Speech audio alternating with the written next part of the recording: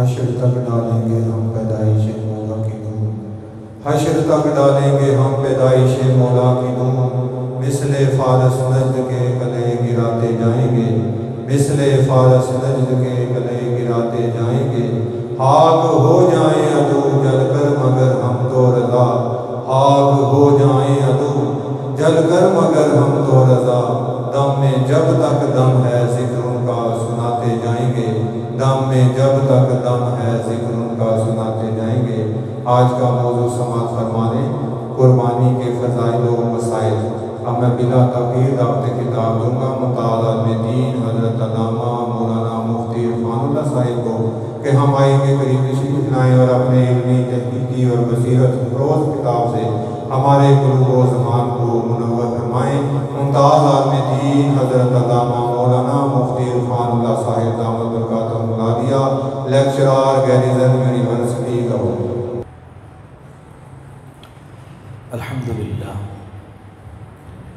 الحمدللہ رب العالمین،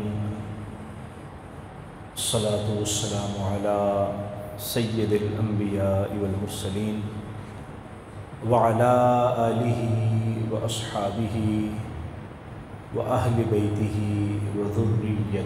اجمعین، اما بعد فاعوذ باللہ من الشیطان الرجیم، بسم اللہ الرحمن الرحیم۔ قال اللہ تبارک و تعالی فی القرآن المجید والفرقان الحمید، انا اعطیناک الکوثر فصل لربک وانحر ان شانئک هو الابتر۔ صدق اللہ مولانا العظیم وبلغنا رسولہ النبی الامین الکریم الرؤوف الرحیم۔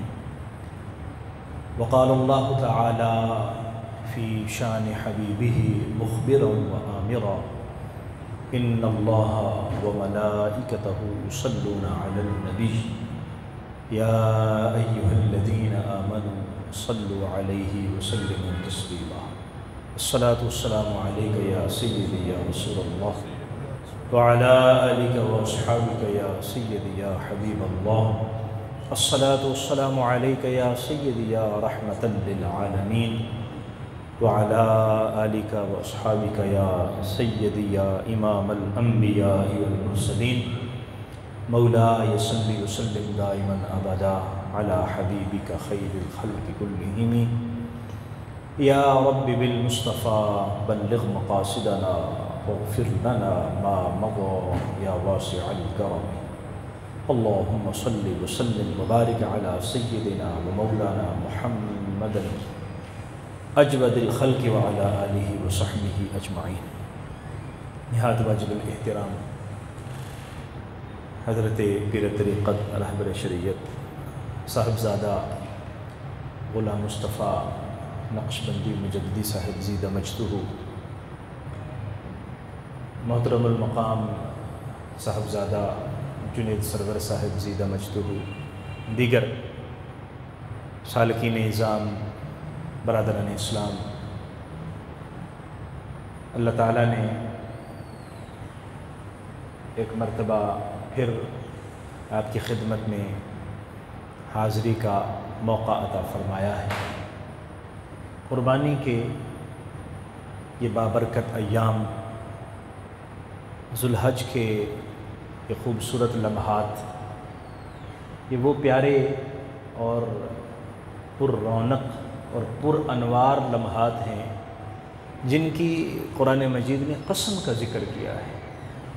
اللہ تبارک و تعالیٰ نے ان کی قسم کھائی ہے اور فرمایا والفجر ولیال عشر، مجھے فجر کی قسم اور 10 راتوں کی قسم۔ مفسرین کرام فرماتے ہیں ان 10 راتوں سے مراد یہ ذوالحج کی پہلے 10 ایام اور اس کی 10 راتیں مراد ہیں، یعنی یہ اتنی برکتوں والی راتیں ہیں کہ اللہ تعالیٰ نے ان کی قسم کھائی ہے۔ اور پھر قرآن مجید فرقان حمید کے اندر قربانی کے حوالے سے مختلف انبیاء کرام کی اولاد کا اور اللہ کے برگزیدہ لوگوں کا ذکر ہوا، قربانی کا جو تصور ہے یہ نیا تصور نہیں ہے، یعنی صرف اسلام کا تصور نہیں ہے، بلکہ جب سے حضرت آدم علیہ السلام کی تخلیق ہوئی ہے اس وقت سے اللہ کی بارگاہ میں اپنی قربانی پیش کرنے کا تصور چلتا آ رہا ہے۔ سورہ مائدہ کے اندر اللہ تعالیٰ نے حضرت آدم علیہ السلام کے 2 صاحبزادوں کا ذکر فرمایا، قابیل اور حابیل۔ ان کا کسی معاملے میں آپس میں جھگڑا ہوا، تکرار ہو گئی، ایک کہے اللہ کی بارگاہ میں مقرب ہوں، دوسرا کہے میں ہوں۔ بہرحال قصہ مختصر یہ، انہوں نے کہا کہ اللہ کی بارگاہ میں ہم پیش ہو جاتے ہیں اور ہم قربانی پیش کرتے ہیں اللہ کی بارگاہ میں، جو اللہ کی بارگاہ میں مقبول ہوا قربانی سے پتہ چل جائے گا۔ اس وقت قربانی کا سلسلہ یہ ہوتا تھا کہ جو بھی آپ نے نذرانہ قربانی پیش کرنا ہے وہ پیش کریں۔ آسمان سے آگ آتی تھی اور وہ آگ اس کو کھا جاتی، ختم کر دیتی، اور یہ اس بات کی دلیل ہوتی تھی کہ اس کی قربانی قبول ہو گئی ہے۔ حابیل نے بھی قربانی کی، قابیل نے بھی قربانی کی۔ چونکہ حابیل اللہ کی بارگاہ میں حاضری دینے والا، مقرب اور دل سے اللہ کی بارگاہ میں قربانی پیش کرنے والے تھے، تو اللہ تعالیٰ نے حابیل کی قربانی کو قبول کیا اور قابیل کی قربانی قبول نہ ہوئی۔ انہوں نے فلسفہ قربانی بیان کیا۔ حضرت حابیل نے قابیل کو سمجھایا کہ تم یہ سمجھتے ہو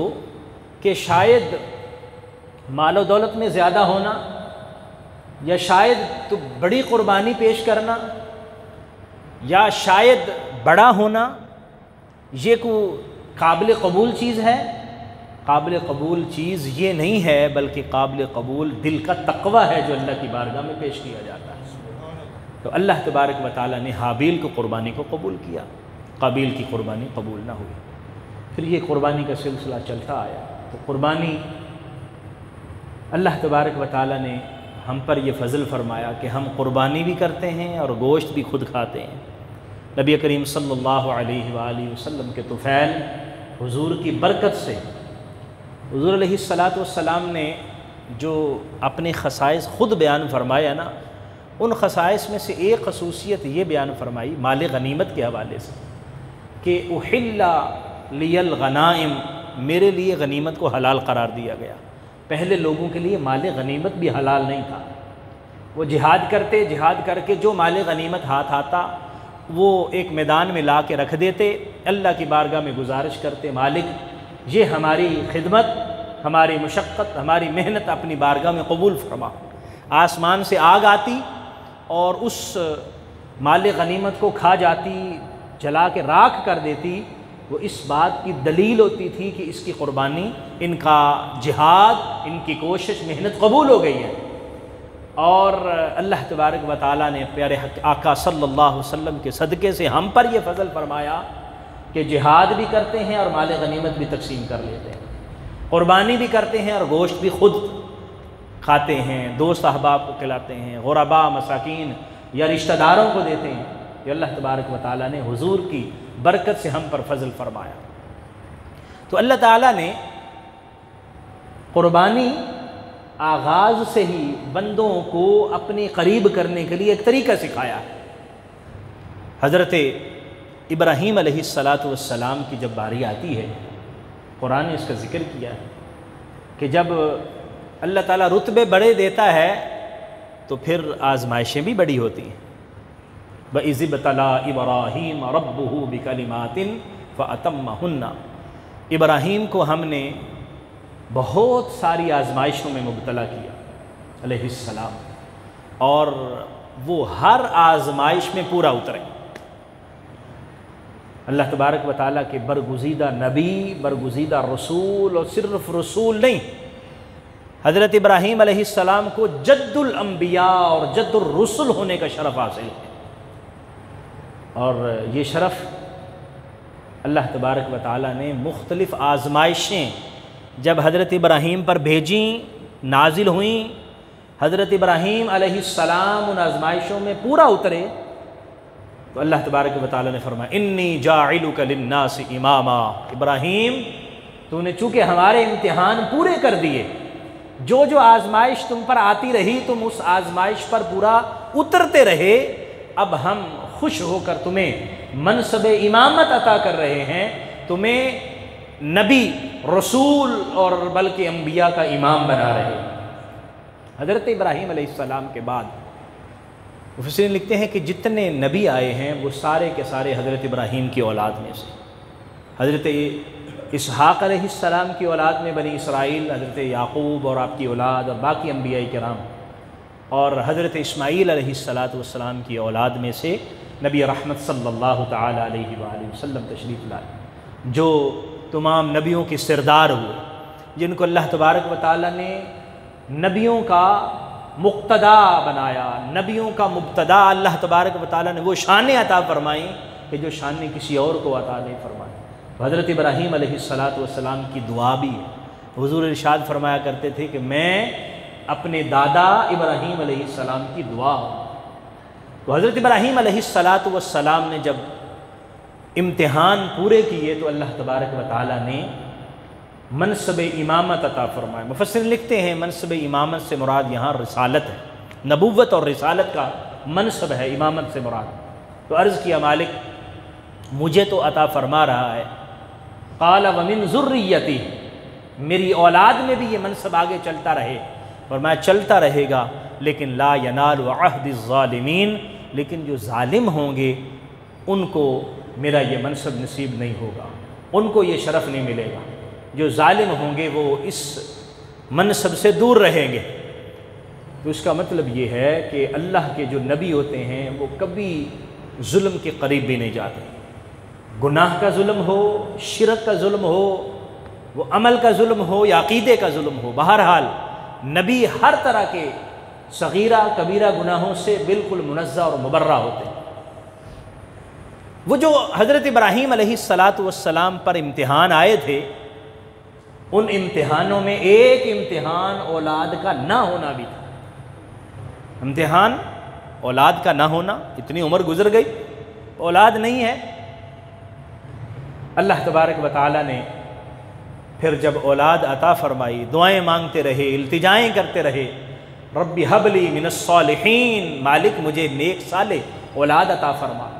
اولاد ہوئی، اللہ تبارک و تعالیٰ نے حضرت اسماعیل علیہ السلام کی صورت میں لخت جگر عطا فرمایا، نور نظر عطا فرمایا۔ اب اس امتحان کا رزلٹ یہ ملا کہ اللہ تعالیٰ نے حسین و جمیل بیٹا حضرت اسماعیل کی صورت میں عطا فرمایا، اور پھر اگلا امتحان انتظار کر رہا تھا، ابراہیم اس امتحان سے نکلے ہو، اب اگلے امتحان میں آ جاؤ۔ امتحان کیا تھا؟ امتحان یہ تھا، قرآن نے سورہ صافات کے اندر اس کا ذکر کیا ہے کہ اللہ تبارک و تعالیٰ نے حضرت اسماعیل کی صورت میں بیٹا عطا فرمایا، فبشرناہ بغلام حلیم فلما بالغ معہ السعی، جب وہ بچہ بڑا ہوا، کھیلے کودنے کی عمر کو پہنچا، دوڑ دھوپ شروع ہو گئی، اب بچہ، والد یہ سمجھتا ہے، والدہ یہ سمجھتی ہے بچہ بڑا ہو گیا، چلنے پھرنے لگ پڑا، اب اس کی آنکھوں میں چمک آ جاتی ہے، اس کو ایک آسرا، ایک حوصلہ مل جاتا ہے کہ یہ میرا مستقبل کا میرا سہارا بنے گا، یہ آگے چل کے میرے بڑھاپے میں میرا مددگار ہوگا۔ اب یہ چلنے پھرنے لگ پڑا ہے، الحمدللہ اس کے اعضاء صحیح ہیں، جسم ٹھیک ہے، ہاتھ پاؤں کام کرتے ہیں، سوچ ٹھیک ہے، گفتگو بھی ٹھیک ہے۔ جب اس عمر کو پہنچے، حوصلہ ہوا، سہارا، آگے جو مشن نبوت ہے اس کو آگے چلانے کا ایک حوصلہ آ گیا، فکر آ گئی۔ اب اللہ کی طرف سے آرڈر کیا ہوا کہ خواب میں اللہ تبارک و تعالیٰ نے خواب میں اشارہ فرمایا کہ میں اپنے بیٹے کو ذبح کر رہا ہوں۔ حضرت اسماعیل علیہ السلام کو بلا کے جو حضرت ابراہیم نے فرمایا وہ یہی تھا، بیٹا انی اذبحک یا بنی انی اذبحک، میں تمہیں ذبح کرتے ہوئے دیکھ رہا ہوں، یا بنی انی اری فی المنام انی اذبحک، میں نے خواب میں یہ دیکھا ہے، خواب کی یہ بات ہے کہ میں تمہیں ذبح کر رہا ہوں، فانظر ماذا تری، تمہاری کیا رائے ہے؟ ذرا غور و فکر کر لو، فانظر، دیکھ لو، سوچ لو، سمجھ لو۔ اللہ تبارک و تعالیٰ نے کیسا سعادت مند بیٹا عطا فرمایا۔ انہوں نے بغیر سوچے سمجھے عرض کیا، ابا جی اس میں سوچنے والی کون سی بات ہے؟ اس میں غور و فکر والی کون سی بات ہے؟ اس میں توجہ والی کون سی بات ہے؟ آپ نے دیکھا کہ مجھے اللہ کے راستے میں آپ قربان کر رہے ہیں، یا ابت افعل ما تؤمر ستجدنی انشاءاللہ من الصابرین۔ ابا جی آپ کو جو حکم ہوا ہے آپ اس پر عمل کیجئے، آپ مجھے دیکھیں گے کہ میں صبر کرنے والا ہوں۔ آپ مجھے اللہ کے حکم کے مقابلے میں اپنے سامنے کھڑا ہوا نہیں دیکھیں گے، اللہ کے حکم کے سامنے سر منہ انحراف کرتے ہوئے نہیں دیکھیں گے، آپ دیکھیں گے کہ میں اللہ کے حکم پر عمل کرنے والا ہوں۔ حضرت اسماعیل علیہ السلام کا یہ جواب کتنا خوبصورت جواب ہے۔ اللہ تبارک و تعالیٰ نے حضرت اسماعیل علیہ السلام کی قربانی کو دمبے کی صورت میں قبول فرمایا، اور باقی واقعات آپ سنتے ہیں، آپ جانتے ہیں کہ کس طرح حضرت ابراہیم علیہ السلام تیار ہوئے، کیسے شیطان نے درمیان میں آ کے ان کو واپس کرنا چاہا اور اس عمل سے روکنا چاہا۔ ابراہیم خواب ہے، خواب ہوتا ہے، ہم خواب کے اندر بہت چیزیں دیکھتے ہیں، بڑی بڑی باتیں دیکھتے ہیں، اور آپ ایک خواب دیکھ کر اپنے بچے کو ذبح کرنے کے لیے جا رہے ہیں۔ ادھر ابراہیم علیہ السلام کو جا کے چکر دینے کی کوشش میں ہے، ادھر حضرت اسماعیل علیہ السلام، اسماعیل کدھر جا رہے ہو؟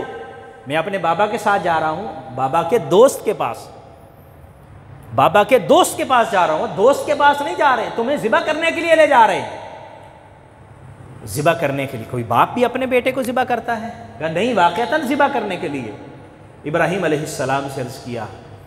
کہ بابا یہ ایک شخص مجھے ملا، اس طرح کی باتیں کر رہا ہے۔ فرمایا جب ملے تو پھر اس کو کنکریاں مارنا۔ حضرت اسماعیل علیہ السلام وہ جب آیا تو پھر کنکریاں مارے، بھاگ گیا، پھر گھر چلا گیا۔ والدہ محترمہ کو، حضرت اسماعیل علیہ السلام کی والدہ ماجدہ حضرت مائی ہاجرہ علیہ السلام، پھر ان کو چکر دینے کی کوشش۔ دیکھو تمہارا شوہر ایک بیٹا ملا ہے اتنے عرصے بعد، اور اس کو بھی ذبح کرنے جا رہا ہے، یہ ممکن نہیں ہے، باپ ایسا نہیں کرتا۔ اور وہ بیٹا جو دعاؤں کے بعد، التجاؤں کے بعد، اللہ کی بارگاہ میں اتنا عرصہ انتظار کرنے کے بعد اللہ نے دیا ہو، اور پھر اس کو ذبح کرنے کے لیے جائے۔ نہیں ایسا کرے گا۔ کہ کیوں کرے گا ایسا؟ انہوں نے کہا ایسا اس لیے کرے گا کہ اللہ نے اس کو حکم دیا ہے۔ تو اللہ نے حکم دیا ہے تو پھر ہمیں کوئی ضرورت نہیں ہے آگے کھڑے ہونے کی، اللہ کے حکم کے آگے ہم سب کچھ قربان کر رہے ہیں۔ اور یہی وہ قربانی کا وہ جذبہ تھا جو حضرت ابراہیم علیہ السلام کے پاس بھی تھا، حضرت مائی ہاجرہ کے پاس بھی تھا، اور حضرت مائی ہاجرہ اور حضرت ابراہیم سے یہ جذبہ آگے اولاد میں کنورٹ ہوا تھا۔ وہ اقبال کا جو معروف شعر ہے نا کہ حضرت اسماعیل علیہ السلام کو کس نے آداب سکھائے تھے؟ وہ فیضان مکتب تھا، وہ فیضان نظر تھا یا مکتب کی کرامت تھی؟ سکھائے کس نے اسماعیل کو آداب فرزندی؟ کس نے سکھائے تھے؟ حضرت اسماعیل علیہ السلام کو چھوٹی عمر میں ہی حضرت ابراہیم تو ادھر وادی غیر ذی زر میں چھوڑ آئے تھے، اس وادی میں جہاں گھاس کا تنکا بھی نہیں ہوتا تھا، جہاں کوئی سایہ دار درخت بھی نہیں تھا، پینے کو پانی کا ایک قطرہ بھی نہیں ملتا تھا، کوئی کھیتی بھی نہیں اگتی تھی، کوئی گھر بھی نہیں تھا۔ کہاں چھوڑا؟ وہاں چھوڑا، واپس پلٹے، زوجہ نے آواز دی، حضرت مائی ہاجرہ نے آواز دی، ابراہیم کدھر جا رہے ہیں؟ مجھے اور بچے کو چھوڑ کے بغیر کچھ بتائے؟ پیچھے سے آواز دی، حضرت ابراہیم نے مڑ کے نہیں دیکھا، چلتے رہے۔ پوچھا اچھا بتائیے، یہ تو بتا دیں اللہ کا حکم ہے؟ انہوں نے کہا ہاں اللہ کا حکم ہے۔ انہوں نے اللہ کا حکم ہے، پھر آپ تشریف لے جائیے، اللہ ہمیں کبھی ضائع نہیں فرمائے گا۔ اور آپ دیکھیے کہ حضرت اسماعیل علیہ السلام، حضرت مائی ہاجرہ اس جگہ پر رہے جہاں کوئی ظاہری سورسز نہیں تھے، کوئی ظاہری طور پر اسباب نہیں تھے، کوئی کچھ بھی نہیں تھا، لیکن جب خلوص انتہا کا ہوتا ہے نا، جب بندگی اپنے عروج پہ ہوتی ہے، اور جب اللہ پر توکل اور اعتماد پورے جوبن پہ ہوتا ہے، پھر اللہ تبارک و تعالیٰ ایڑیاں رگڑنے سے بھی پانی جاری فرما دیتا ہے۔ پھر اللہ تبارک و تعالیٰ کسی شخص کے وہاں نہ ہونے پر بھی لوگوں کا مجمع وہاں پر لا کے آباد فرما دیتا ہے، اور پھر اس علاقے کو جہاں پر نہ کوئی ظاہری اسباب ہیں وہاں کو پھر اللہ تبارک و تعالیٰ اپنی عبادت کا مرکز اور محور بنا دیتا ہے۔ لوگ آئیں اور لوگ آ کے اس گھر کا طواف کریں، اس جگہ کا حج کریں۔ مالک یہ کیا ہے؟ فرمایا دیکھو میرے ان بندوں نے کس خلوص کے ساتھ میری بندگی کی ہے، میرے ان بندوں نے کس محبت کے ساتھ میرا حکم مانا ہے۔ آج اللہ تبارک و تعالیٰ نے ان کی یاد کو کس طرح تازہ کیا، اور یہ یاد ہر عید قربان کو تازہ ہوتی ہے، ہر حج کے موقع پر تازہ ہوتی ہے، بلکہ سارا سال عمرہ کی صورت میں تازہ رہتی ہے۔ انسان عمرہ کرتا ہے، طواف کرتا ہے، مقام ابراہیم سے گزرتا ہے تو اس کو خیال آتا ہے کہ یہ وہ پتھر ہے جہاں حضرت ابراہیم علیہ السلام کھڑے تھے، اور پھر یہ نہیں بلکہ اللہ تبارک و تعالیٰ کی طرف سے حکم ہوتا وَاتَّخِذُوا مِن مَقَامِ إِبْرَاهِيمَ مُصَلَّى۔ لوگوں صرف یہ نہیں، ابراہیم علیہ السلام کا جو مقام ہے جہاں پر کھڑے ہو کر انہوں نے میرے گھر کی تعمیر کی، آج بھی تمہارے لیے محفوظ ہے، تو تم اس جگہ کو اپنی نماز کی جگہ بنا لو، مصلی بنا لو۔ اب مصلی تو وہی ہے نا، وہ مطاف کا ایک طرف ہے، ایک کنارہ ہے، وہاں پر جا کے ہم 2 رکعت نماز پڑھتے ہیں۔ نماز تو یا اللہ تیری پڑھنی ہے، تو یہ فرماتے خانہ کعبہ کا جو دروازہ ہے نا، اس دروازے کے اس طرف کھڑے ہو کے تم نے 2 رکعت طواف کے نفل پڑھنے ہیں، اس طرح کا حکم ہو جائے۔ مالک یہ حضرت ابراہیم درمیان میں کس طرح آ گئے؟ وَاتَّخِذُوا مِن مَقَامِ إِبْرَاهِيمَ مُصَلَّى۔ مالک عبادت تیری ہے۔ ہم نے تو یہاں عجیب عجیب باتیں سنی ہیں کہ اگر کسی کا تصور عبادت میں آ جائے تو وہ خراب ہو جاتی ہے، وہ نماز بھی خراب، اور نہ جانے وہ کیا کیا تصور ہوتا ہے، توبہ نعوذ باللہ من ذالک۔ یہاں تو حکم ہو رہا ہے کہ مقام ابراہیم کو جائے نماز بناؤ۔ آپ اللہ اکبر کہہ کے نماز شروع کریں گے تو آپ کا خیال آئے گا کہ یہ وہ جگہ ہے جہاں اللہ تبارک و تعالیٰ کی طرف سے حکم ہوا کہ نماز پڑھنی، اور پھر جب آپ نماز پڑھیں گے اللہ تبارک و تعالیٰ کی طرف سے قبولیت ہوگی، پھر آپ اس طرف آگے چلے جائیں، صفا اور مروہ کی طرف صحیح کرتے ہوئے صفا کی طرف جائیں، مروہ کی طرف جائیں۔ یا اللہ یہ جو جگہ ہے صفا اور مروہ، یہاں پر ایک تیری بندی یہاں پر دوڑی تھی، وہ تیری عبادت میں نہیں دوڑی تھی، تیری بارگاہ میں کوئی نفل پڑھتے ہوئے، تیری بارگاہ میں نفلی عبادت کرتے ہوئے یا تیرا حکم پورا کرتے ہوئے کوئی دوڑی ہو، نہیں، اپنے بچے کے پانی کی تلاش میں دوڑی تھی۔ اسماعیل کو پانی کی ضرورت تھی، کبھی صفا پہ جا رہی ہیں کہ شاید کہیں پانی کا کوئی سراغ مل جائے، نہیں ملا، پھر مروہ پہ جا رہی ہیں، شاید ادھر سے کوئی قافلہ آتا ہوا نظر آ جائے۔ ماں ہے نا، وہ بے چین ہوتی ہے، اس کو سکون نہیں آتا، ایک دفعہ دیکھ لیا بس کر جا مائی، ابھی نہ کچھ بھی نہیں ہے، لیکن ممتا اندر سے مجبور کر رہی ہے، بیٹے کو پانی چاہیے، تلاش کرو، 1 دفعہ 2 دفعہ 3 دفعہ 4۔ جب 7 چکر پورے ہو گئے تو دیکھا حضرت اسماعیل علیہ السلام قدموں سے پانی رواں ہے، اور اس کو زمزم کہہ کر وہاں روک دیا۔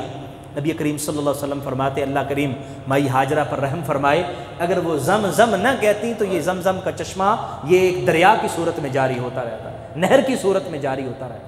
بہرحال مختصر بات یہ ہے، مالک وہ صحیح تیری عبادت کا حصہ کیسے بن گئی؟ وہ تو پانی کی تلاش میں چکر تھا نا۔ پھر اسی طرح آگے چلتے جائیں، مینا میں حاجی روانہ شروع ہو جائیں گے 8 ذو الحج کو مینا میں، پھر اس کے بعد وہاں سے میدان عرفات میں، پھر اس کے بعد رات کو مزدلفہ آ جائیں گے، پھر کنکریاں مارنے کے لیے مینا کی طرف نکلیں گے۔ مالک یہ سارا کچھ جو ہوا تھا، یہ واقعات تو وہ لوگوں کے معاملہ، تیری طرف سے حکم عبادت کیوں ہوا؟ فرمایا تمہیں ابھی تک یہ سمجھ نہیں آئی، جو بندے میرے ہو جاتے ہیں میں پھر ان کے اعمال کو بھی اپنی عبادت کا حصہ بنا لیتا ہوں۔ صفا مروہ کے درمیان حضرت مائی ہاجرہ دوڑی، وہ اگرچہ ان کا عمل تھا لیکن وہ عمل اتنا پسند آیا، اللہ تبارک و تعالیٰ نے فرمایا کہ صفا اور مروہ کے درمیان صحیح کرو۔ پھر صحیح نہیں، صرف صحیح نہیں، فرمایا ان الصفا والمروہ من شعائر اللہ، صفا اور مروہ ان کو اللہ تعالیٰ نے شعائر اللہ بنا لیا، اللہ نے اپنی نشانی بنا لیا، اتنی عظمت اس کو بن گئی۔ آگے چلیں، جو قربانی پیش کی جاتی ہے، اللہ تبارک و تعالیٰ کی بارگاہ میں فرمایا وَالْبُدْنَ جَعَلْنَاهَا لَكُم مِّن شَعَائِرِ، وہ جو قربانی ہے ہم نے اس کو بھی شاعر اللہ ہونے کا شرف عطا فرما دیا، وہ بھی اللہ کے شاعر میں سے، قربانی جانور وہ ذبح کرتے ہیں وہ اللہ کے شاعر میں سے ہے، اللہ تبارک و تعالیٰ نے اس کو بھی یہ مقام اور یہ شرف عطا فرمایا۔ حضرت اسماعیل علیہ السلام نے جب اپنا آپ پیش کیا، فرمایا وَفَدَيْنَاهُ بِذِبْحٍ عَظِيمٍ، انہوں نے اپنے خواب کو سچ کر دکھایا اور ہم نے اس کے بدلے میں ایک جنت کی طرف سے اس کا ایک فدیہ، اس کا بدلہ ہم نے جنت سے بھیجا اور اس کو حکم دیا ابراہیم اس جانور کو تم ذبح کرو، اور قد صدقت الرؤیا، تم نے اپنا خواب سچ کر دکھایا۔ اتنا بڑا امتحان اللہ تبارک و تعالیٰ نے اس امتحان کے بعد،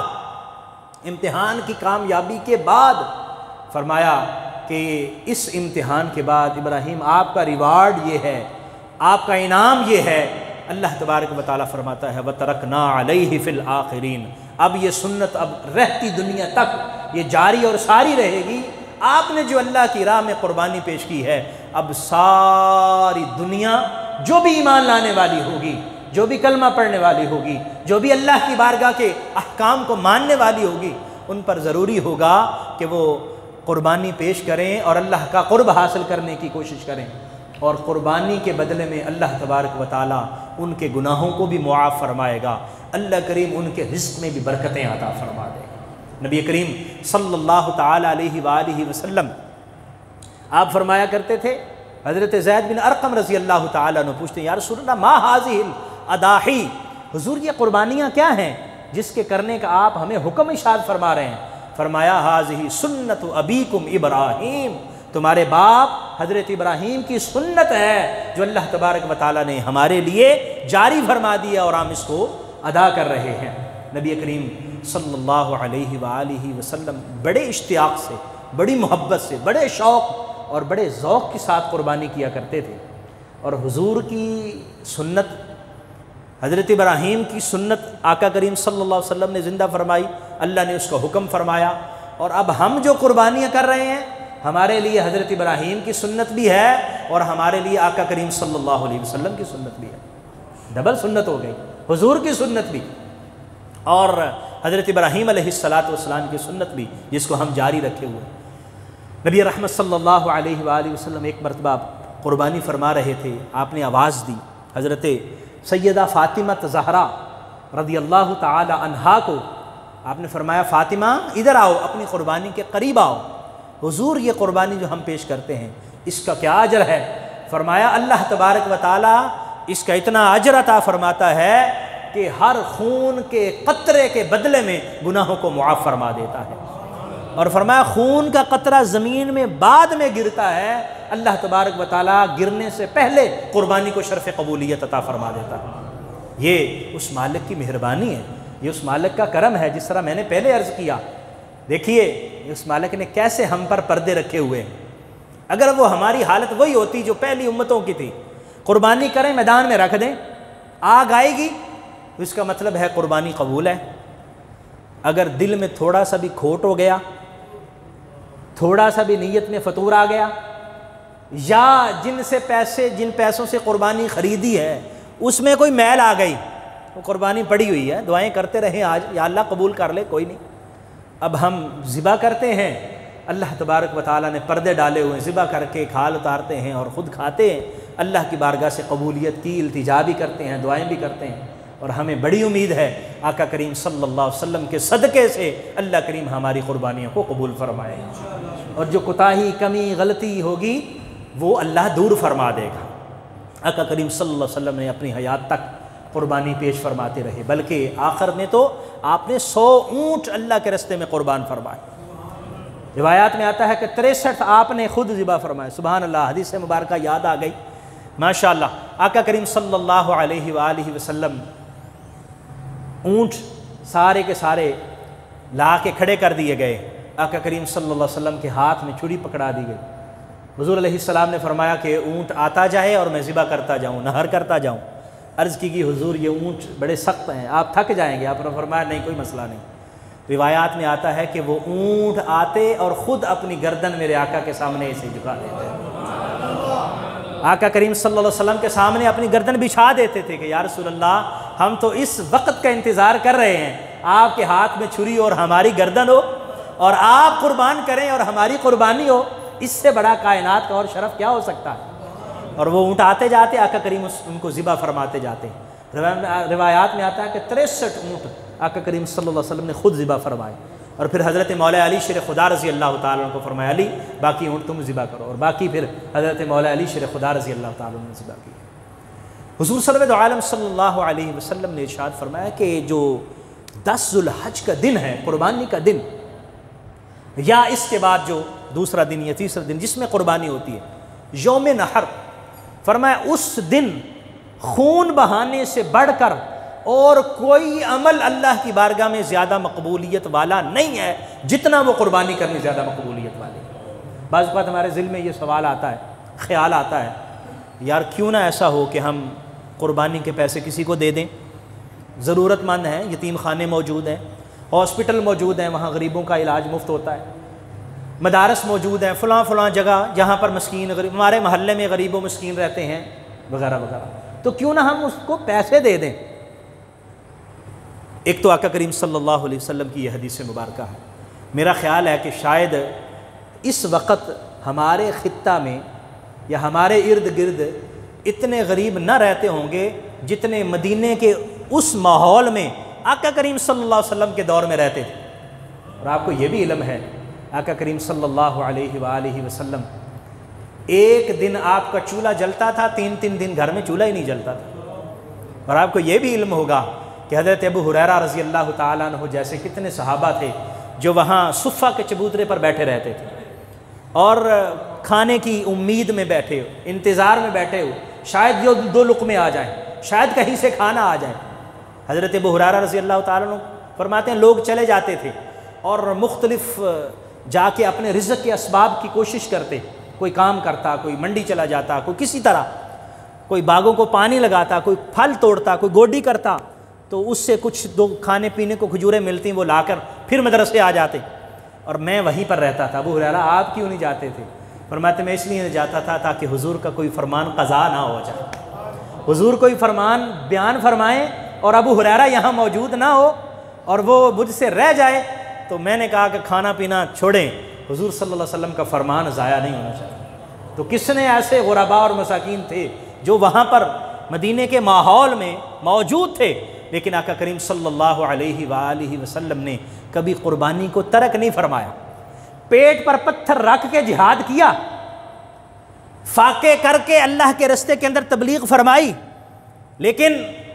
یہ نہیں ہوا کہ آقا کریم صلی اللہ علیہ وسلم نے فرمایا چونکہ صورتحال بڑی نہ گفتہ بے ہے اس لیے قربانی رہنے دو اور جو قربانی کے پیسے ہیں وہ غرباء اور مساکین کو دے دو، نہیں، اس کا بنیادی فلسفہ یہ ہے کہ انسان جب انسان ہے وہ مالک اس کا خالق ہے، جو اس نے حکم دیا ہے اس کے حکم کے آگے سر تسلیم خم کر لینا ہی سب سے بڑی عبادت ہوتی ہے۔ اور قرآن کا یہ حکم ہے ما کان لمؤمن ولا مؤمنۃ اذا قضى اللہ ورسولہ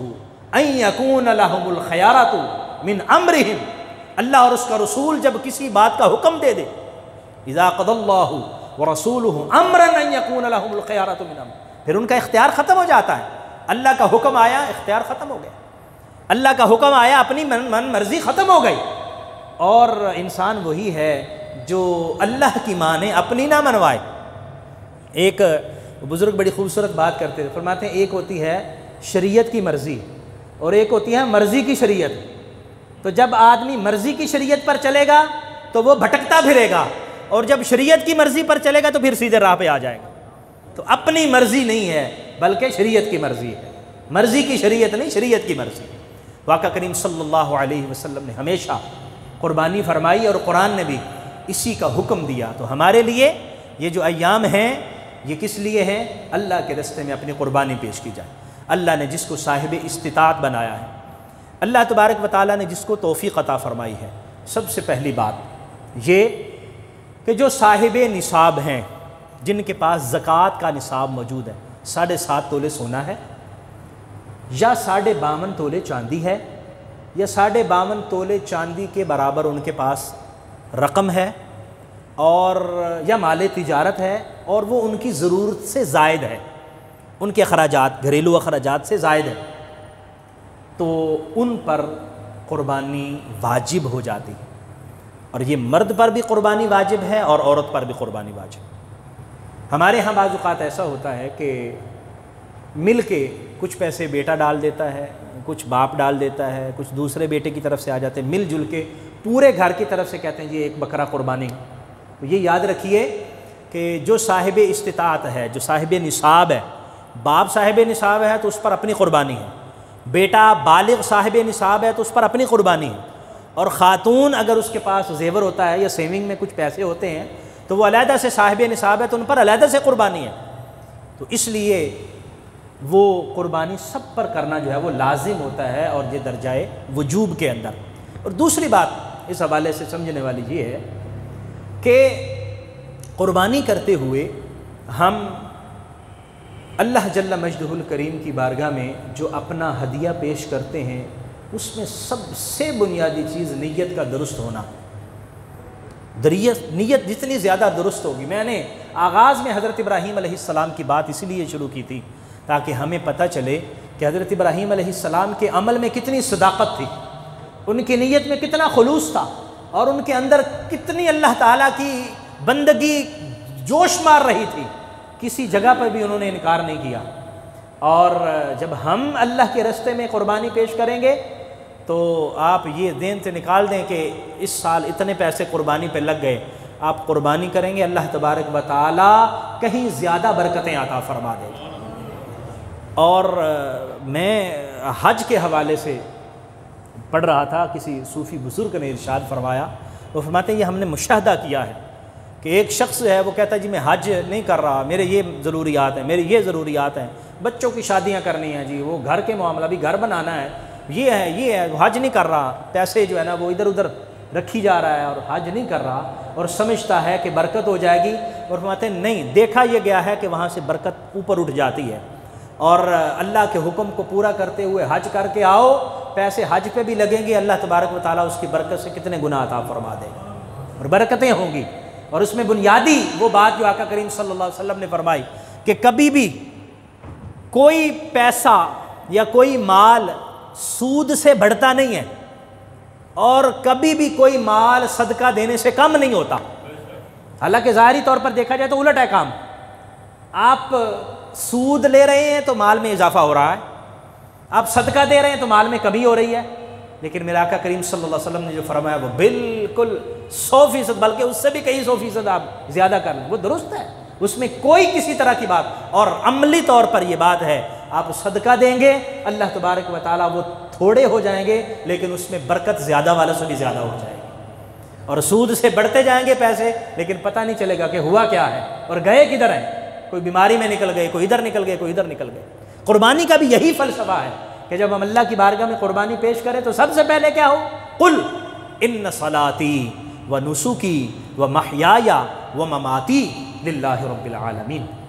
میرا کیا ہے مالک، میری نمازیں بھی تیرے لیے ہیں، میری قربانیاں بھی تیرے لیے ہیں، یہاں تک کہ میرا مرنا بھی تیرے لیے ہے اور میرا جینا بھی تیرے لیے ہے۔ اور یہ وہ بنیادی تصور ہے جو صوفیہ کرام ہمیں عطا فرماتے ہیں، نیت کا اخلاص ہے،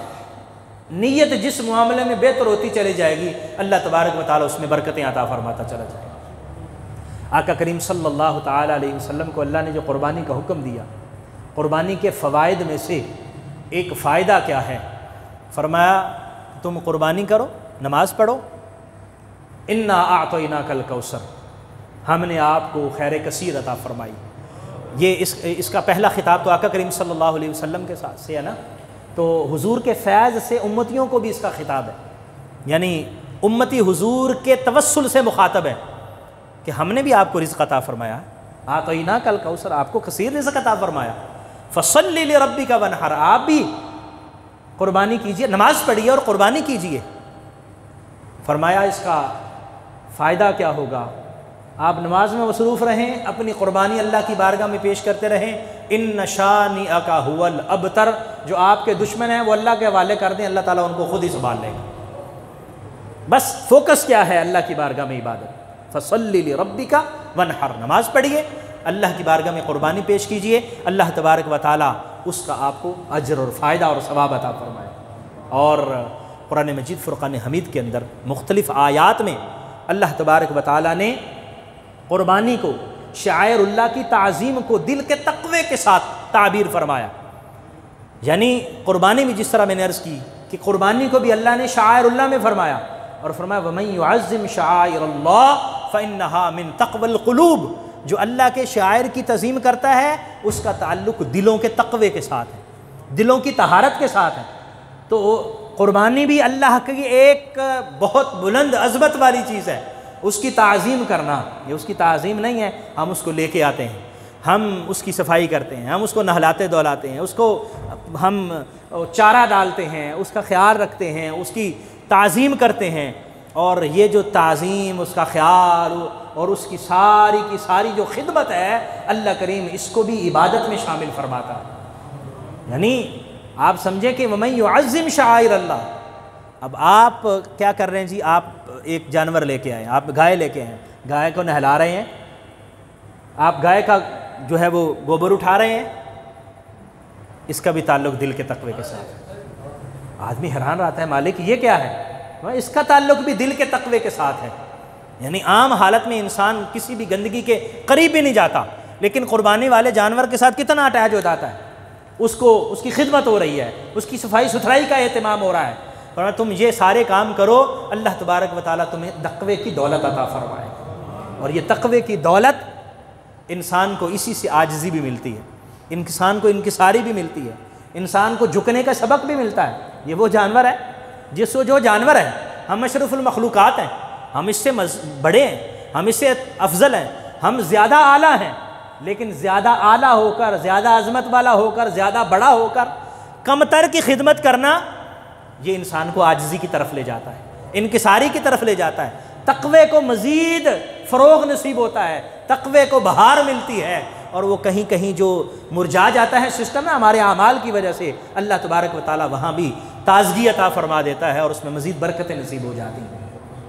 اس وجہ سے قربانی کے دن قربانی کرنے کا ہی حکم دیا گیا ہے کہ یہی سب سے افضل اور اعلیٰ عمل ہے۔ اس لیے ہمیں کوشش کرنی چاہیے کہ ہم سارا سال اس کا انتظام کرتے رہیں۔ بعض لوگوں کو دیکھا ہے کہ وہ جب قربانی یہ ختم ہوئی ہے نا، تو جانور کو چھوٹا سا بچہ لے لیا تاکہ اگلی قربانی تک سال کا ہو جائے گا قربانی، سارا سال پھر اس کی خدمت کی،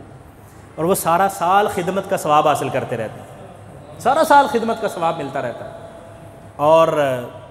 بعض ایسا کرتے ہیں کہ وہ یہ تو نہیں کر سکتے، مصروفیت کی وجہ سے وہ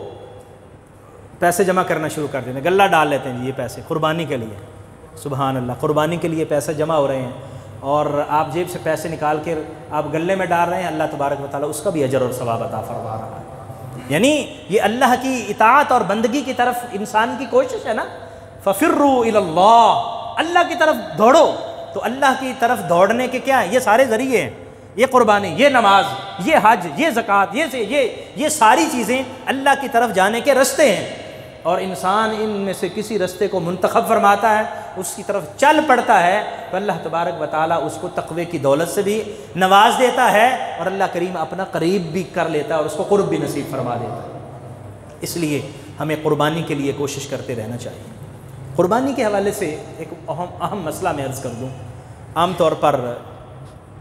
دو طرح کے لوگ ہوتے ہیں، ایک وہ جو صاحب نصاب ہیں، جن کو اللہ تبارک و تعالیٰ نے مالی وسعت عطا فرمائی ہے، ایک وہ اپنا قربانی کا جانور لیتے ہیں، ایک وہ جو صاحب نصاب نہیں ہیں، وہ کسی سے قرض لے لیتے ہیں، یا جو بھی تھوڑے بہت تھے اکٹھے کر کے قربانی لے لی، اللہ تبارک و تعالیٰ ان کو بے شک اجر عطا فرماتا ہے۔ لیکن ایک شرعی مسئلہ یہ ہے کہ اگر قربانی کا جانور صاحب نصاب شخص کا فوت ہو جاتا ہے، یا اس کو کوئی عیب لگ جاتا ہے کہ وہ قربانی اس کی نہیں ہو پاتی، تو اس پر نیا جانور لے کر قربانی کرنا لازم نہیں رہتا۔ اور جو صاحب نصاب نہیں تھا، اس کا بزرگ فرماتے ہیں، علماء اور فقہاء نے لکھا ہے کتابوں میں، چونکہ اس پر قربانی لازم نہیں تھی۔ اور یہ ایک اصول اور قاعدہ ہے کہ جو نفل ہوتے ہیں وہ شروع کرنے سے واجب ہو جاتے ہیں۔ آپ مثلا نماز ہے، نفل نماز، آپ نے عشاء کی نماز پڑھی، 2 سنتے پڑھ لیں، اس کے بعد 2 نفل پڑھنے، پھر 3 وتر پڑھنے، پھر 2 نفل پڑھنے، تو وہ دو نفل آپ پڑھتے ہیں، وہ آپ پڑھیں گے تو ثواب ہے، نہیں پڑھیں تو گناہ نہیں ہے۔ لیکن اگر آپ نے نفل شروع کر دیے تو اب وہ نفل نہیں رہیں گے، اب وہ واجب ہو جائیں گے۔ اگر بالفرض کسی وجہ سے وہ نفل درمیان سے ٹوٹ گئے، آپ کا وضو جاتا رہا، کوئی مسئلہ بن گیا اور آپ کو نفل توڑنے پڑے، تو اب ان کی قضا کرنا لازم ہوگا، کیونکہ پہلے لازم نہیں تھے، اب شروع کرنے سے وہ لازم ہو گئے ہوئے۔ اسی طرح قربانی صاحب نصاب پر تو لازم ہے، جو صاحب نصاب نہیں ہے اس پر قربانی لازم نہیں۔ جب اس نے قربانی خرید لی اور خود اپنے اوپر لازم کر لی، اب اس پر لازم ہو گئے۔ اب اگر فرض کر لے اس کا جانور ہلاک ہو جاتا ہے یا اس کو کوئی مسئلہ ہے، تو فقہا لکھتے ہیں کہ اس پر ضروری ہے کہ اب دوسرے جانور کا انتظام کرے اور قربانی بہر صورت کرے، کیونکہ اب قربانی اس نے خود اپنے اوپر لازم کر لی ہوئی، تو اس لیے اس پر جو ہے وہ اس کو قربانی کرنا بہت زیادہ ضروری ہے۔ قربانی کے جانور عمر آپ اچھی طرح جانتے ہیں، عام طور پر ہم دانتوں کے حساب سے اس کو دیکھتے ہیں، اور حدیث مبارکہ کی روشنی میں جو بکرا ہے وہ 1 سال کا، اور چھترا یا دمبا 6 مہینے کا ہو، صحت مند ہو اور لگے کہ یہ 1 سال کا تقریباً ہو سکتا ہے، تو اس کی قربانی بھی درست ہے۔ گائے 2 سال کی، اونٹ 5 سال کا، ان کی یہ عمر ہو جائے، دانت چاہے گرے یا نہ گرے، بعض لوگ یہ سوال کرتے ہیں جی وہ دانت نہیں گرا، تو اس میں پھر ہم احتیاط کے طور پر یہ بتاتے ہیں کہ اگر آپ مارکیٹ گئے ہیں، منڈی گئے ہیں، وہاں سے لے رہے ہیں، تو بیوپاری پر اعتماد نہ کریں، بعض اوقات وہ غلط بیانی کرتے ہیں، دانت نہیں گرا ہوتا، وہ کہتے ہیں جی پکا کھیرا ہے، بس وہ ہو جائے گا، آپ لے جائیں۔ ہاں، اگر آپ کسی یا آپ کے گھر کا پلا ہوا ہے یا کوئی قابل اعتماد شخص ایسا ہے جو آپ کو کہتا ہے جی اس کی عمر پوری ہو چکی ہے، تو پھر اگر دانت نہ بھی گرا ہو تو پھر بھی اس کی قربانی آپ کر سکتے ہیں، اس کی قربانی درست ہے۔ اور بکرا جو ہے وہ 6 مہینے کا درست نہیں ہے، وہ 1 سال کا درست ہے۔ اور قربانی عید کے بعد، یعنی جو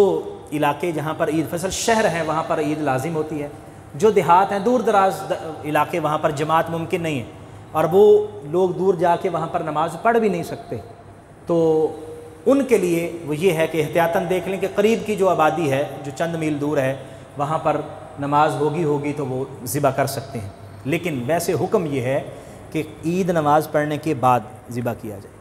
آقا کریم صلی اللہ تعالیٰ علیہ وآلہ وسلم خطبہ ارشاد فرما رہے ہیں، خطبہ عید ارشاد فرماتے ہوئے حضور نے ارشاد فرمایا کہ حکم یہ ہے، اللہ کی طرف سے حکم یہ ہے کہ قربانی نماز پڑھنے کے بعد کی جائے گی۔ اگر کسی نے پہلے قربانی کر دی تو اس کی قربانی نہیں ہوگی۔ ایک صحابی کھڑے ہو گئے،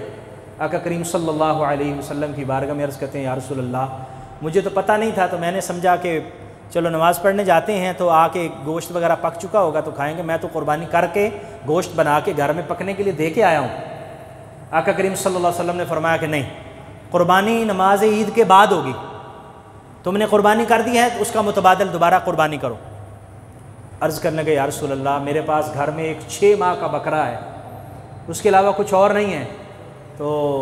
آپ کا حکم یہ ہے کہ 6 ماہ کے بکرے کی تو قربانی ہوتی نہیں ہے، 1 سال کی ہوتی ہے، تو اب میں کیا کروں؟ آقا کریم صلی اللہ علیہ وسلم نے فرمایا تمہارے لیے 6 ماہ کے بکرے کی قربانی کرنے کی اجازت ہے، لیکن یہ اجازت بعد میں کسی کے لیے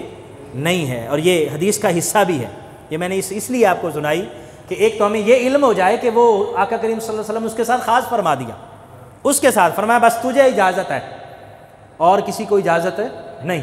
تو بکرا 1 سال کا ہی ہوگا تو اجازت ہے۔ اور دوسرا اس سے ہمیں یہ بھی علم ہوا کہ آقا کریم صلی اللہ علیہ وسلم کو اللہ تعالیٰ نے مختار کل فرمایا، ہر چیز کا اختیار تھا۔ حضور نے یہ نہیں فرمایا کہ ٹھہرو مجھے وحی کا انتظار کرنے دو،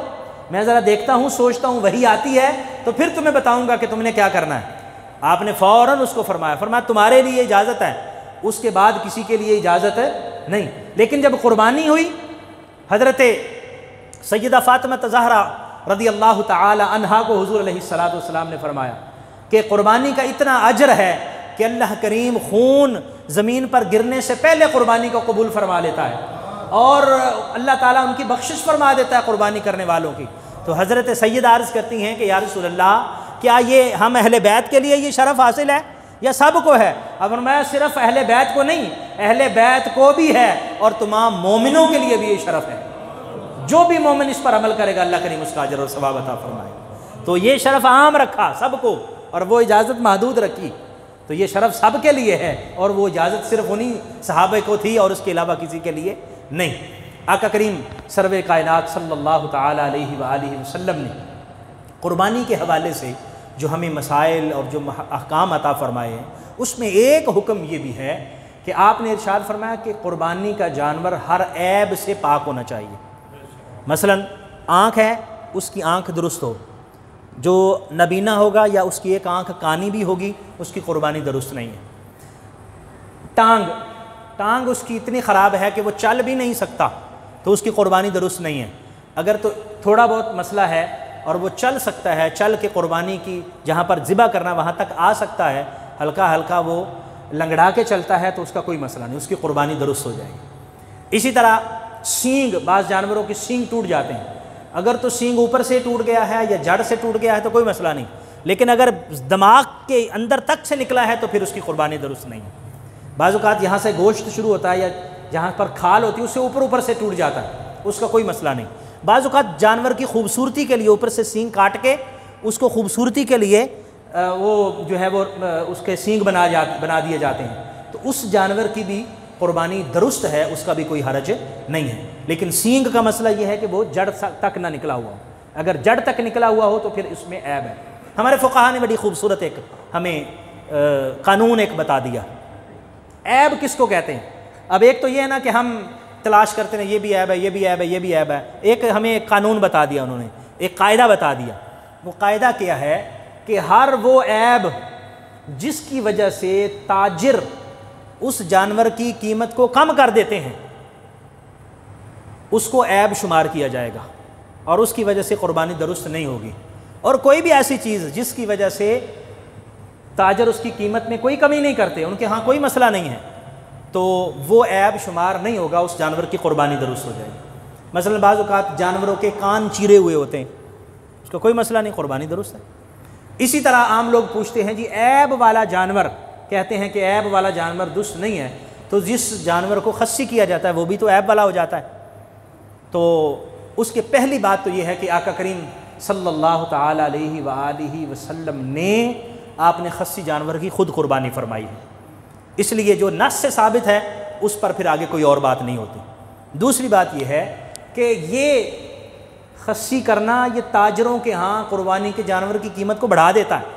آپ دیکھیے کہ ایک خصی کیا ہوا جانور نہیں ہے، اس سے اسمیل بھی آتی ہے، اس کی قیمت بھی زیادہ نہیں ہوگی، لیکن جو خصی کیا ہوا ہے صحت مند بھی زیادہ ہوگا اور اس کی قیمت بھی زیادہ ہوگی،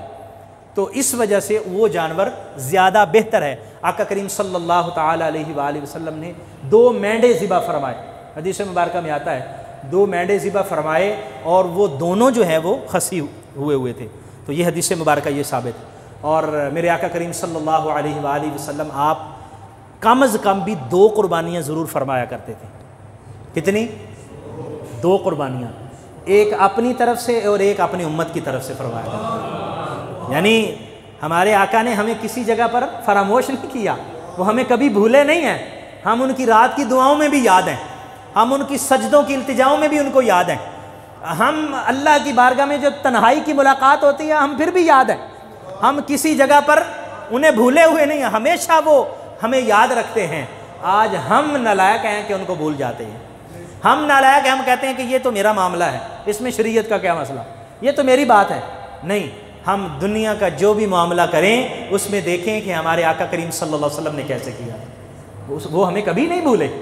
جب وہ کبھی نہیں بھولے تو ہم بھی انہیں کبھی نہ بھولیں، اپنے کاروبار میں بھی ان کو یاد رکھیں، ہم اپنی نمازوں میں بھی ان کو یاد رکھیں، ہم اپنی قربانیوں میں بھی ان کو یاد رکھیں، اور اللہ تعالیٰ نے کسی کو استطاعت عطا فرمائی ہو تو وہ استطاعت کے مطابق اپنی قربانی پیش کرے اور پھر آقا کریم صلی اللہ علیہ وسلم کی طرف سے بھی قربانی پیش کرے۔ بہت ساری اولیاء کرام کے احوال میں نے پڑھے ہیں، وہ یہ سنت ضرور ادا کرتے تھے، اپنی طرف سے بھی قربانی پیش کرتے اور آقا کریم صلی اللہ علیہ وآلہ وسلم کی۔ حضرت مولا علی شیر خدا رضی اللہ تعالیٰ عنہ نے نبی رحمت صلی اللہ علیہ وسلم کی وصال کے بعد سنت کو جاری رکھا اور وہ بھی ہمیشہ 2 ہی قربانی پیش کیا کرتے تھے۔ حضرت مولا علی شیر خدا رضی اللہ تعالیٰ۔ اچھا یہاں پر ایک اور مسئلہ بھی آپ سماعت فرما لیں۔ بعض اوقات اس طرح ہوتا ہے کہ ہم اپنے چاہتے ہیں کہ ہم اپنے والد کی طرف سے قربانی کر دیں، ہمارے بزرگ اس دنیا سے انتقال کر گئے، والدہ فوت ہو گئی، والد فوت ہو گئے، یا کوئی بزرگ پیر و مرشد اس دنیا سے رخصت ہو گئے، ہم چاہتے ہیں کہ یہ قربانی میں اپنے پیر و مرشد کی طرف سے کروں گا، یہ قربانی میں اپنے والد کی طرف سے کروں گا۔ بالکل یہ قربانی درست ہے، لیکن اس سے پہلے ضروری یہ ہے کہ جو قربانی آپ پر واجب ہے وہ اپنی خود ادا کریں۔ پہلی قربانی آپ اپنی ادا کریں جو آپ پر واجب ہے، اس کے بعد اگر اللہ نے استطاعت دی ہے تو ایک کر لیں، دو کر لیں، جتنی بھی کر لیں، وہ اس کے بعد ہے۔ اور یہ بھی ممکن ہے کہ آپ ایک ہی قربانی کو تمام بزرگوں کے لیے اصالہ ثواب کرتے ہوئے پیش کر دیں کہ یہ قربانی میرے والد، میری والدہ، میرے پیر و مرشد، میرے اساتذہ، میرے عزیز و اقارب، یہ ہم سب کے ثواب کے لیے ہے۔ اصل میں تو وہ جو قربانی کا تصور ہے وہ اصالہ ثواب کا تصور ہے کہ آپ قربانی پیش کریں گے اور اللہ کی بارگاہ میں گزارش کریں گے، مالک اس کا جو ثواب تو نے عطا فرمایا، اور کتنا ثواب ہے، خون کا قطرہ گرنے سے پہلے ثواب مل جاتا ہے۔ تو فرمایا یا اللہ، عرض کی یا اللہ یہ جو ثواب ہے یہ میرے والدین کو عطا فرما دیں، تو یقیناً اللہ کریم والدین کی قبر پہ کروڑہ رحمت نازل فرمائے گا، اور ان کی قبروں پر کتنا زیادہ ان کی قبروں میں ثواب شامل فرما دے گا۔ اور حدیث مبارکہ میں آتا ہے، آقا کریم صلی اللہ علیہ وسلم فرماتے ہیں کہ ایک قبر والا فرشتہ آتا ہے، اس سے پوچھتا ہے کہ یہ میری قبر کے اندر پہاڑوں کے برابر یہ ثواب آ رہا ہے، یہ ثواب کیسے آ رہا ہے؟ تو فرشتے ان کو کہتے ہیں تمہارے پیچھے اولاد ہے، وہ تمہارے لیے استغفار کر رہی ہے، اس لیے اللہ تعالیٰ تمہیں ثواب عطا فرما لاستغفاری والدیک لک، تیرے بچے کے استغفار کی وجہ سے اللہ تعالیٰ تجھے یہ اجر عطا فرما رہا ہے۔ تو قربانی بھی اللہ توفیق عطا فرمائے تو والدین کی طرف سے بھی آپ کوشش کریں، اور پھر قربانی کرتے ہوئے چند چیزیں بھی ہمیں ملحوظ خاطر رکھنی چاہیے۔ ایک تو یہ ہے کہ کبھی بھی کوشش کریں اس قربانی پر اترائیں نہیں۔ آپ کے ہمسائے ہیں، وہ مسکین ہیں، غریب ہیں، وہ نہیں کر سکے، یہ نہ کہیں کہ میرا تو جانور جو اتنا قربانی کا میں نے اتنے پیسوں کا لیا، یعنی لوگوں کو دکھانے کے لیے، لوگوں کو سنانے کے لیے، نہیں نہیں نہیں، یہ تو نہیں ہے۔ لن ینال اللہ لحومها ولا دماؤها ولکن ینالہ التقوی منکم، اللہ کو نہ تو خون پہنچتا ہے نہ گوشت پہنچتا ہے، کیا پہنچتا ہے؟ فرمایا تمہارے دل کا تقوی پہنچتا ہے۔ تو وہ یہ ساری چیزیں تقوی کے ساتھ اٹیچ ہیں، ان کا ہمیں خیال رکھنا چاہیے، ایک بات۔ دوسری بات یہ ہے کہ ہم ان دنوں میں صفائی ستھرائی کے حوالے سے سستی کا مظاہرہ کرتے ہیں۔ تو صفائی کا یہ مطلب نہیں ہے کہ ہم اپنے جہاں پر ہم نے قربانی کی اس کو تو صاف کریں، اور صاف کر کے وہ جو گندگی ہے وہ کسی اور کے دروازے پہ رکھ دیں، یا وہاں تو صفائی ہو جائے اور کہیں اور پر گندگی ہو جائے، نہیں۔ گورنمنٹ کی طرف سے انتظام موجود ہوتے ہیں، بلدیہ انتظامات کرتی ہے، ہمارے کینٹ کے اندر کینٹونمنٹ بورڈ باقاعدہ سے شاپر تقسیم کرتا ہے اور گاڑیاں آتی ہیں۔ تو کوشش کریں تھوڑی سی ہمت کر کے، محنت کر کے ایسی جگہ پر جا کے آلائشیں، قربانی کی باقی جو چیزیں ہیں، زائد چیزیں جو گندگی کی وجہ بن سکتی ہیں، آپ ایسی جگہ تک پہنچائیں جہاں سے وہ لوگ صفائی والے آسانی سے اٹھا سکیں۔ اور یہ ڈیوٹی ہماری ہے، صفائی، یہ شہر ہمارا ہے، دین اسلام ہے ہی طہارت کا دین، پاکیزگی کا دین، اور ہم خود بھی صفائی کا خیال رکھیں اور صفائی کی تلقین بھی کریں۔ اور اللہ تبارک و تعالیٰ نے آپ کو جو قربانی کی توفیق عطا فرمائی ہے اس میں اپنے ہمسایوں کا خیال رکھیں، اس میں دوست احباب کا خیال رکھیں، اس میں دیکھیں کہ جو ایسے لوگ ہیں جو سال بھر وہ قربانی کا انتظار کرتے ہیں، ان کے ہاں توفیق نہیں۔ اب تو مہنگائی کا دور اتنا سخت ہو گیا ہوا ہے کہ ایک سفید پوش آدمی کے لیے گھر کے اندر گوشت پکانا اور اس طرح کی تیاری یا اہتمام کرنا مشکل ہوتا جا رہا ہے۔ تو ایسے میں قربانی ہمیں اثار سکھاتی ہے، قربانی ہمیں جذبہ محبت سکھاتی ہے، قربانی ہمیں دوسروں کا خیال رکھنے کا درس دیتی ہے۔ قربانی کا ہے ہی یہ کہ انسان اپنے آپ کو قربان کر رہا ہے، یعنی اپنے آپ کو بٹا رہا ہے اور اللہ کے حکم پر عمل کر رہا ہے۔ تو اللہ کے حکم پر عمل کرتے ہوئے باقی ساری چیزوں کو بھی ملحوظ خاطر رکھنا چاہیے۔ اللہ کریم ہم سب کو عمل کرنے کی توفیق عطا فرمائے۔ جی جی، کھال کے حوالے سے ایک تو ہم اس کو اجرت میں نہیں دے سکتے، پہلا بنیادی بات یہ ذہن میں رکھ لیں، کھال کو اجرت میں نہیں دی جا سکتی۔ مثلا قصاب ہے، قصائی ہے جس نے قربانی کی ہے، تو آپ کہتے ہیں اس نے 1500 مانگا، آپ کہتے ہیں کہ کھال لے جا نال تینوں 1200 روپیہ دے دیں گے، 1000 روپیہ دے دیں گے، نہیں، وہ نہیں۔ آپ غریب کو دے سکتے ہیں، مسکین کو دے سکتے ہیں، مدارس میں دے سکتے ہیں، خود بھی استعمال کرنے کی اجازت ہے۔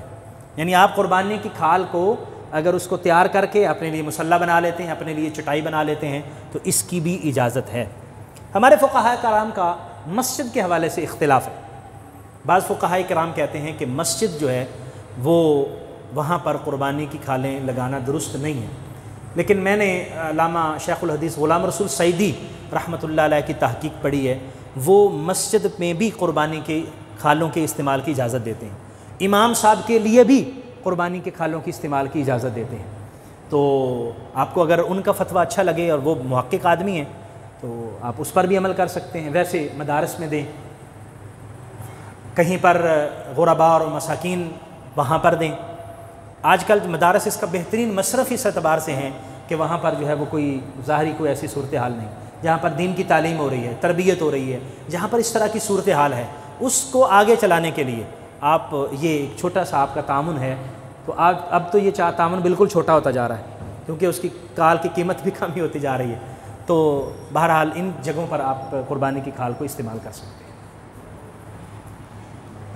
جزاکم اللہ خیر، صلی اللہ تعالی علی حبیبہ سیدنا و مولانا محمد۔